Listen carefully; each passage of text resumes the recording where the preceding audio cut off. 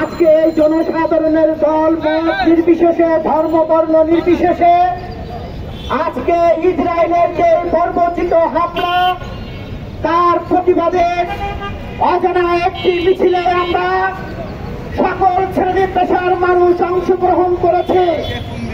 কিন্তু দুঃখ হলো সত্য কথা আমরা দেখছি ইসরায়েলের সেই নির্মমতা এবং বর্বরচিত হত্যাকাণ্ড, যেখানে আমরা দেখতে পাই কুকুর ছোট ছোট বাচ্চাদেরকে কুকুর আশ্রয় দিচ্ছে, কিন্তু ইসরায়েলের মনুষ্যত্ব জাগেনি।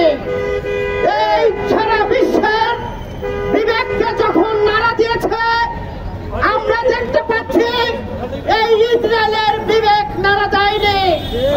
বন্ধুরা, এই প্রতিবাদ কোন দলের প্রতিবাদ নয়, এই প্রতিবাদ কোন ধর্মাবলীর প্রতিবাদ নয়, এই প্রতিবাদ সারা বিশ্ব মানুষের প্রতিবাদ। বিশ্ববাসীকে ঘুম থেকে জেগে উঠতে হবে। আমরা যদি ঘুম থেকে জেগে না উঠি তাহলে দিনের পর দিন এভাবে আমাদেরকে মার খেতে হবে, আমাদের সিদ্ধান্ত নিতে হবে। আমরা কি ঘুম থেকে জেগে উঠবো নাকি মার খাবো? আজকে ইসরায়েলের যেই বর্বরচিত হামলা, সেই হামলা থেকে আমার মা, আমার বোন, আমার ভাই, আমার ছাত্র শিশুরাও রেহাই পায়নি।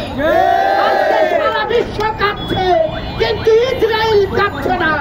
এই ইসরায়েলকে উচিত শিক্ষা দিতে হলে সকল বিশ্বের সকল ধর্ম প্রাণের মানুষকে ঐক্যবদ্ধ হয়ে ওদেরকে প্রতিহত করতে হবে। এটাই আমাদের শপথ। সকলকে ধন্যবাদ।